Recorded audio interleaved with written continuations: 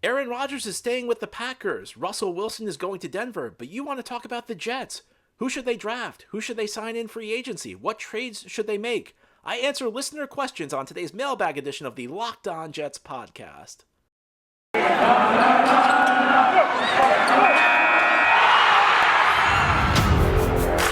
You are Locked On Jets, your daily New York Jets podcast. Part of the Locked On Podcast Network, your team every day.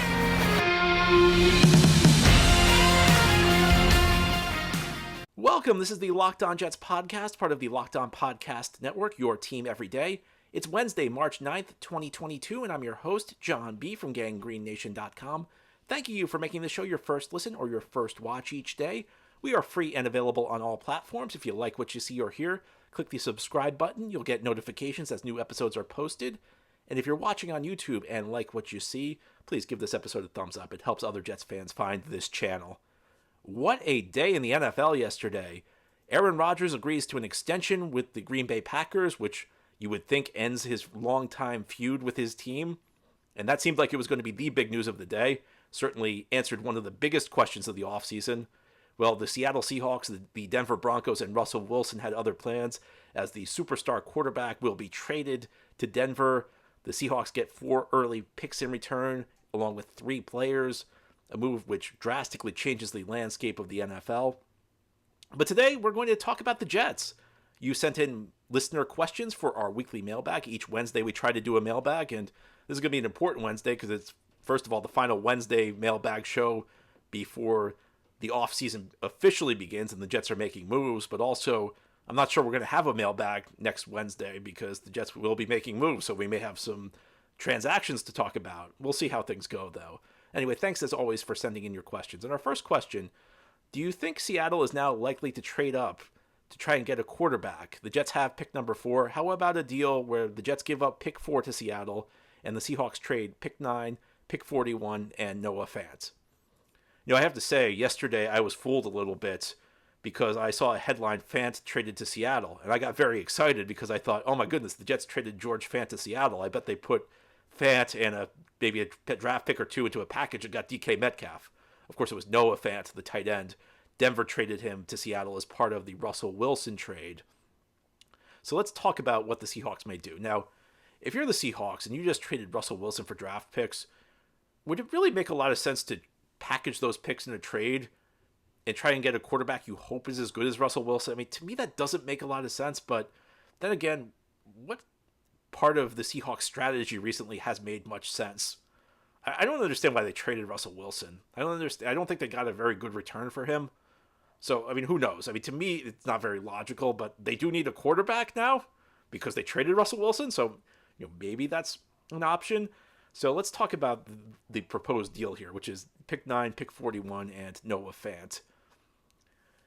I guess I come at this from 2 different angles. The first angle, would I rather have pick 4 or would I rather have a package that includes pick 9, pick 41, and Noah Fant? The package with 9, 41, and Fant, probably better. So, I mean, if it came down to that was the deal I had, I think I'd take it. Even though I think Noah Fant's a little overrated, but he's a decent tight end. He's certainly better than anybody the Jets have. So, I mean, I guess I should not be talking about Noah Fant as though he's not an upgrade, because he certainly is. But, you look at recent trades in the NFL draft, especially for trades into the top 5, it seems like the Jets should be able to get more, especially if Seattle's moving up for a quarterback. Because, I mean, some of the trades you're talking about, now I know the picks are not the exact same thing, but, last year San Francisco traded up from 12 to 3 for a quarterback. That's not quite 9 to 4, but from 12 to 3, they gave up 3 first-round picks and a third-round pick. You go back a few years, there was a trade involving Philadelphia. They moved up from 8 to 2. They gave up 2 first-round picks, a second-round pick, a third-round pick, and a fourth-round pick. You go back to 2014. Now, this was not a deal for a quarterback, and this may be the most applicable deal when you look at the picks that were given up. Buffalo moved up from 9 to 4, so it's pretty much the same thing, 9 to 4. They had to give up 2 first-round picks. So, based on recent history, I feel like you should be able to get more. And listen, maybe the NFL can pass an unofficial rule that the Jets just get every Seattle first-round pick from now to the end of time, but I'd be looking to add a future 1 if Seattle wants to move up. And I feel like you should be, if Seattle's moving up for a quarterback, they like somebody enough, they have enough conviction in a quarterback that they're going to move up. I don't know that they're really going to draw the hard line on price, the way you might at another position. So I feel like you should be able to get more from Seattle in that hypothetical scenario. If it came down to it and they were driving a very hard bargain and that was the best deal on the table, I think I probably would take it, because at the end of the day, 941 and Noah Fant are probably going to have a higher expected value for your team than just number 4. But I'd drive a harder bargain. That's one of the reasons I would like to see the Jets look to move down from 4. When teams trade up into the top 5, they give up ridiculous returns. I mean, teams overpay to move into the top 5. So I feel like you could probably get a better deal if you're the Jets. And that's what I'd like to see them do. But if it came down to it, I would be willing to accept that. Next question.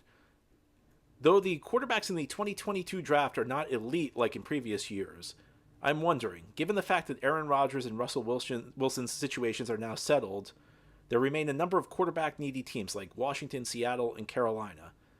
Might that not nudge these teams to value our first-round pick number 10 for a possible trade?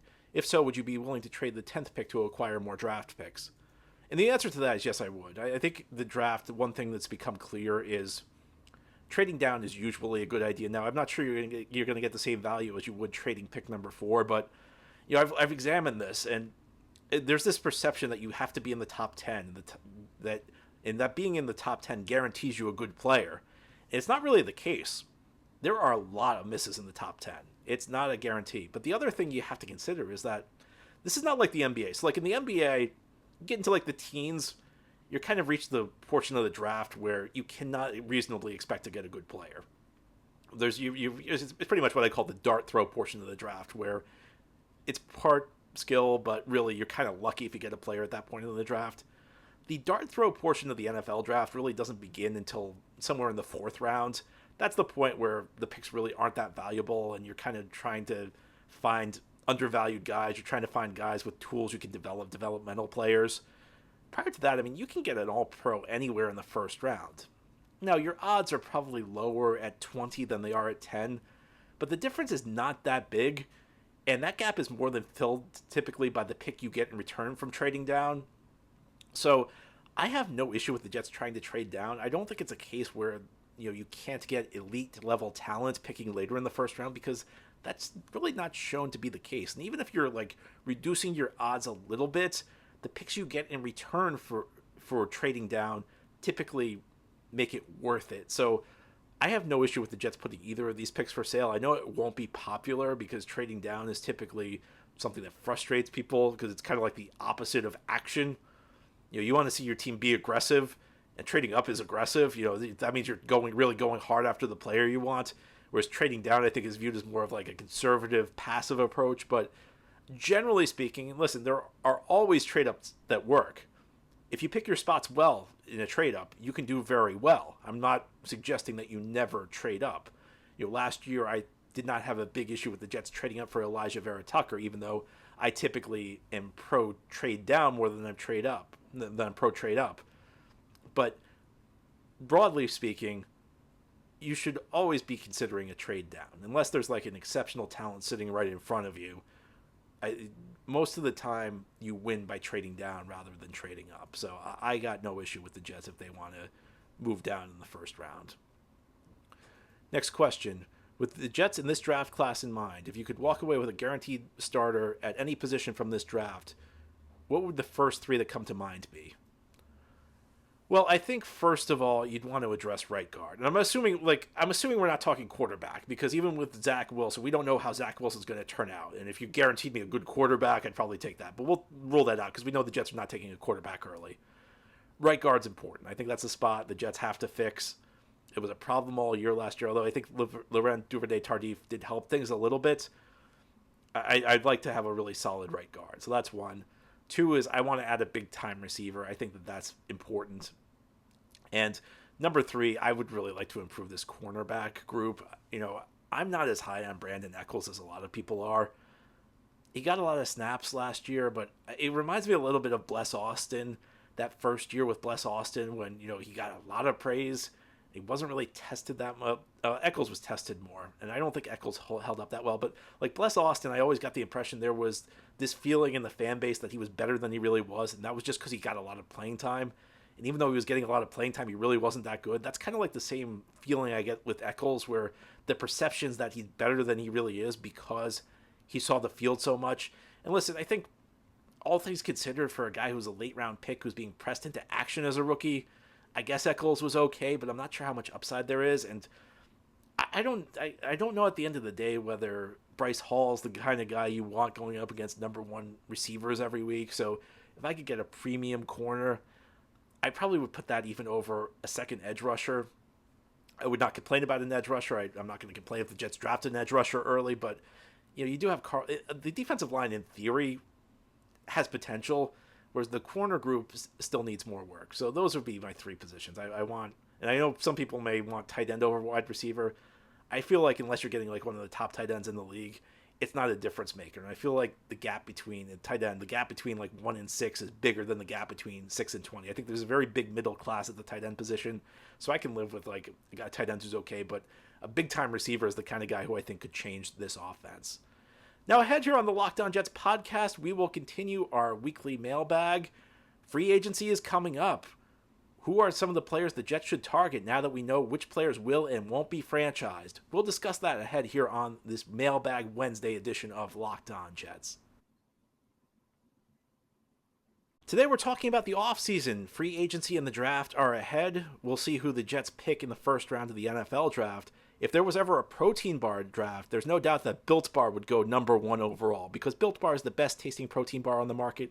In fact, it's tough to even call it a protein bar because it tastes like a candy bar. The bars are covered in 100% real chocolate, and there are so many delicious flavors. You got Puffs, which is the first ever protein-infused marshmallow. They're fluffy, they're marshmallowy, they're not just a protein bar, they're a treat. And like all Built Bars, they're covered in 100% real chocolate. Most Built Bars contain 130 calories, 4 grams of sugar, 4 net carbs, and 17 grams of protein. Just compare that to a candy bar, which usually has around 240 calories, 30 grams of sugar, and dozens of net carbs. And beyond Puffs, there are so many delicious flavors. You got mint brownie, coconut almond, and new is white chocolate cookies and cream. They're all delicious, and new flavors are coming out all the time. If they think a flavor might be good, they'll make it. It will be delicious, and it will be good for you. So go to Built.com to check out all the flavors available for you. They're all delicious, and they're all for sale at Built, BUILT.com for tremendous tasting Built Bars. This is the Locked On Jets podcast on this Mailbag Wednesday show. Our next question: who is your number one free agent target? Well, that's quite a question right there. And as always, it depends on price because there may be a guy that I really like, but if he gets drastically overpaid, I may not love the deal so much. There were lots of franchise tags given out. The tight end position now looks a lot thinner than it looked a week ago. You got Dalton Schultz, who's going to be franchised. I don't think he was going to be a Jets target, but Mike Gesicki in Miami got franchised. Surprisingly, David Njoku out of Cleveland got franchised. So the tight end position's looking weaker. That's obviously a big need for the Jets. I looked at the defensive secondary, though, and I keep going back to Marcus Williams. And I know it's not a premium position, and there's probably a price where I don't love Marcus Williams. I mean, for me, Marcus Williams is almost like $16 million or less. I'm very happy. Somewhere between 16 and 20, I'm a little shaky. Above $20 million, I really don't like the deal. But I just think he'd help the Jets so much. I mean, this defense gave up so many big plays, and I feel like a guy at the back of the defense who knows what he's doing, like Marcus Williams, you know what you're getting with him. I mean, there's always some degree of risk when you're importing a player, but his skill set just translates so seamlessly, and he's going to prevent the Jets from having all these issues on the back end of the defense. And that above anything else is significant for me. No more Ashton Davis taking bad angles and turning 8-yard runs into 40-yard runs. Just having a guy who's really steady in the back of the defense, even if he's not like the guy who produces the most big plays, I think would go a long way towards making this a much better unit and much easier to watch on Sunday. Again, you look at the free agent market, it's not a great group. I've kind of gone back and forth on this because at the beginning of the offseason, I looked at it and I'm like, this is not that good of a group. Slowly over the course of slowly as we approach the beginning of the new league year, I started talking myself into some of these guys. Well, even if they're a little overpaid, it won't be that bad. And then the franchise tags come again, and it just doesn't look very good. So, I mean, I guess Marcus Williams would be my guy. You look at the corner position. J.C. Jackson's the big name. I don't think he's a great fit for the Jets scheme. I view him as more of like a man corner. I think if you're looking at the corner position, Carlton Davis out of Tampa Bay, who is a good zone corner but also has the tools to play man, and the Jets kind of mix and match. To me, he's a much better fit at the position than the J.C. Jackson would be. I think Carlton Davis fits the mold of what the Jets want more. I think at the receiver position, I don't know what's there. I think you probably got to look at a trade. I think Amari Cooper would be the obvious name. If one of those Seattle receivers becomes available, maybe you talk about it, maybe you think about it, but I'm still not. I mean, who knows what Seattle's going to do? I've given up trying to figure out what Seattle's going to do. Amari Cooper, though, seems like a pretty logical trade candidate. So, I mean, those are some of the guys I'd target off the top of my head. And I think at tight end, we're kind of at the point, and I just talked about how I think there's a broad middle class at the tight end position. Some of the big names are gone. I think you got to look elsewhere. I think you got to look for some of the lower, some of the, I don't know if bargain names is the right word for it, but I think you've got to look maybe a little bit lower because the top guys you thought were going to be in free agency just are not going to be available to the Jets. So maybe you go bargain at tight end, you look for top end at wide receiver, top end at safety, and I don't know what you do at corner. I think it's an interesting question. I don't know that the Jets are going to invest big at the corner position. That's not what they did last year. It's typically not what Robert Saleh has done. Is J.C. Jackson going to be an option? I don't think so. I don't even think Carlton Davis, who's a better fit, is going to be an option. So realistically, I think Marcus Williams is the guy I have my eyes on. Our next question, what NFL positions do you see gaining value over the next 5 to 10 years? Well, I don't know that it's so much that positions are going to gain value. I think the way we view positions is going to change.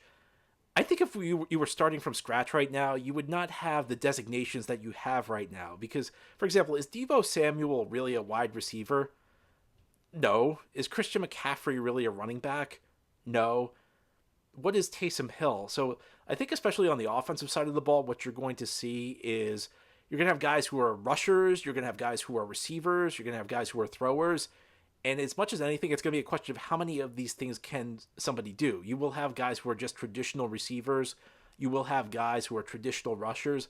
But you also have like these hybrids, guys who aren't really fitting neatly into any of these roles. And I think you'll also see a little bit more versatility. I do wonder at some point whether some teams are going to figure out that there are only so many Tom Brady's and Aaron Rodger's and Russell Wilson's available in the league. I wonder whether you'll see maybe some more unconventional ideas at the quarterback position. There was a time in the NFL, going back a century, where it was kind of viewed as gimmicky to snap the ball to the same quarterback on every play. So I wonder whether there's going to be some sort of creative coach who's going to come up with like a modified, modern version of the single wing.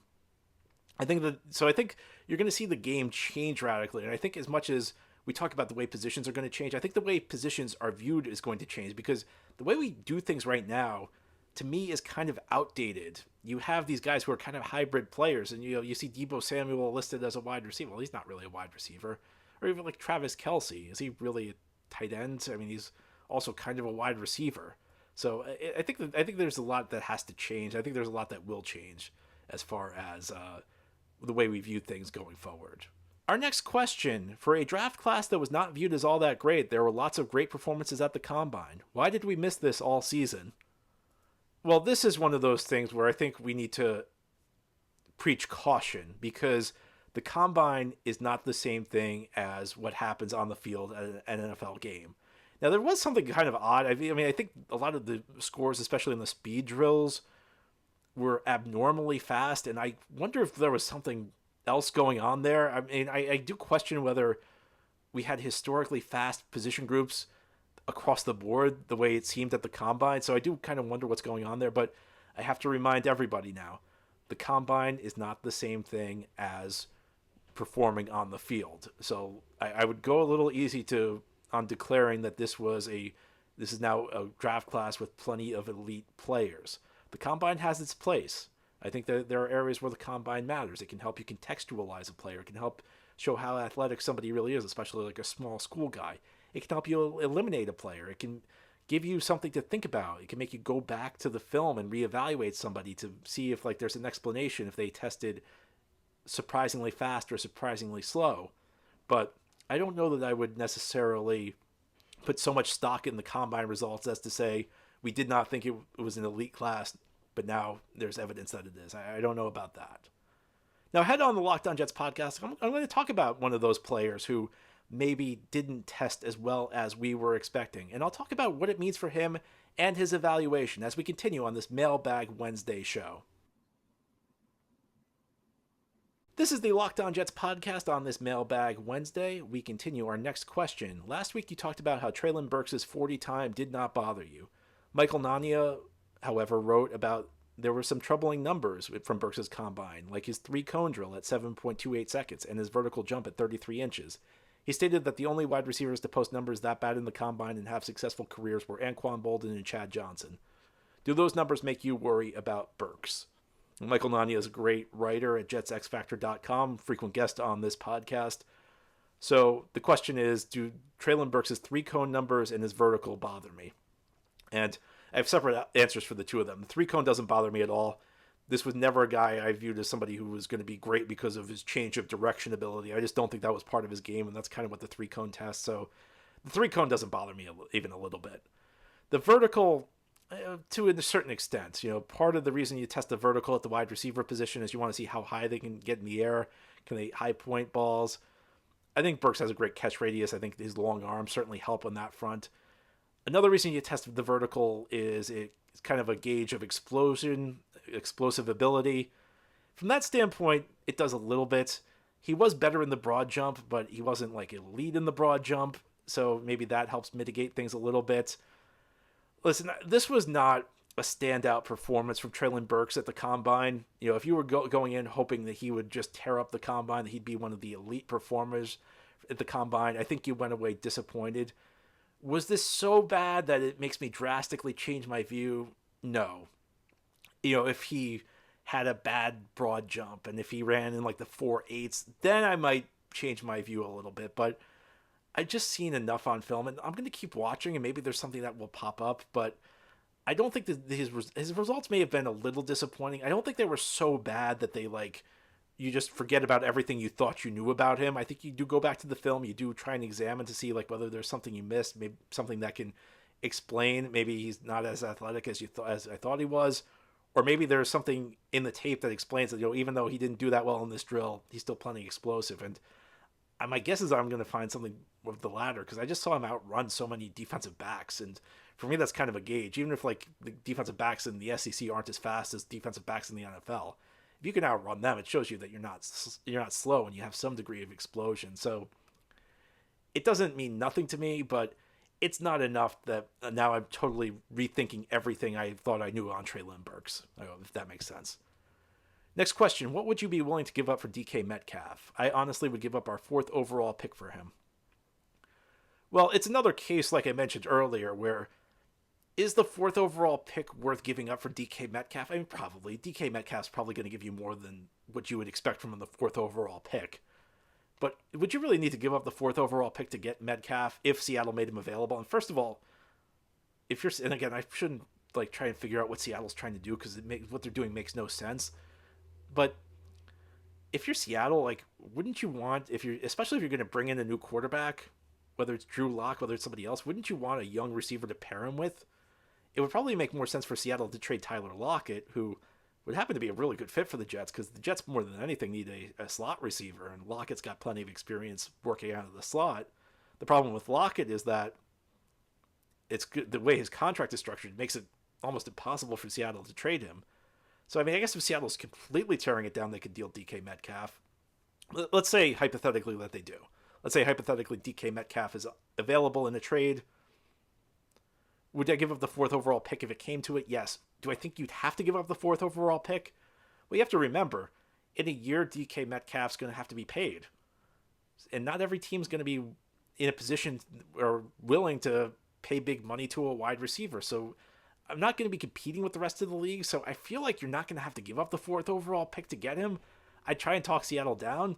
If it came down to it, this is it, take it or leave it for DK Metcalf, yeah, I'd probably do it. But I'd like to think Joe Douglas, if it ultimately was a situation like that, I'd like to think Joe Douglas could negotiate a little bit better, because I don't think they should have to give up the 4th overall pick. Again, it's another, is this worth it? Yes. Should I have to give it up? I would say probably not. And our last question is about Kyle Hamilton. What's your perspective on drafting Kyle Hamilton, the safety out of Notre Dame? At 4, it seems like a horrible pick based on how devalued safety is. At 10, I'm much more willing. Well, it reminds me of there's a famous saying when it comes to like space shuttles taking off. If you landing on the moon, if you miss by an inch on landing at the moon, it's no big deal. If you miss by an inch at takeoff, you'll miss the moon. You could miss the moon by 1,000,000 miles. And that's kind of like the thought of taking a safety early. If you get like the best safety in the NFL, you could totally justify taking a safety early in the first round. The issue is that if you draft an edge rusher high and he's just like okay, you could still argue the pick's worth it. If you draft a safety and you think he's going to be elite and he's just okay, the pick's really not worth it. So really it's kind of like your margin for error is much smaller at the safety position. I think Kyle Hamilton can be elite. I mean, listen, I'm never going to guarantee a player is going to be great, but I think that I think Kyle Hamilton has all the tools to be great. So I would not have a big issue. And, I hear this, I've probably said it myself. I hear a lot of, I'd take this guy at 10, but not 4. I mean, you're still talking about a top 10. It's not like there's that big of a gap between 4 and 10. I mean, it's one thing to say, like, if the Jets were picking, like, 28th, they had the 4th pick, you'd say, I'd take a guy at 28, but I wouldn't take him at 4. I'm sure maybe there are some guys you think are maybe, like, not in the top 10, not in the top 4 players in the draft class, but they may be in the top 10, so I get that, but, like, on some level, I feel like maybe this is overstated. If you're going to take a guy at 10, it doesn't seem completely outrageous to me that you take him at 4. So I would not object to I know a lot of Jets fans would have a big issue with taking a safety because I think a lot of Jets fans still have bad feelings about the Jamal Adams experience. But, Kyle Hamilton's a different player. And if he's as good as advertised, I don't think anybody would be complaining in a few years if the Jets took him either at 4 or at 10. But that's how I view things. Anyway, that's all for our show today. Thank you for listening. Thank you for watching. This has been the Locked On Jets podcast, part of the Locked On Podcast Network. As always, if you enjoy the show, subscribe to it. Leave it a 5-star review if you're listening on a podcast source, or give it a thumbs up if you're watching on YouTube. Really do appreciate it. Helps other Jets fans find the channel. Have a great Wednesday, everybody. We'll be back tomorrow to talk more Jets.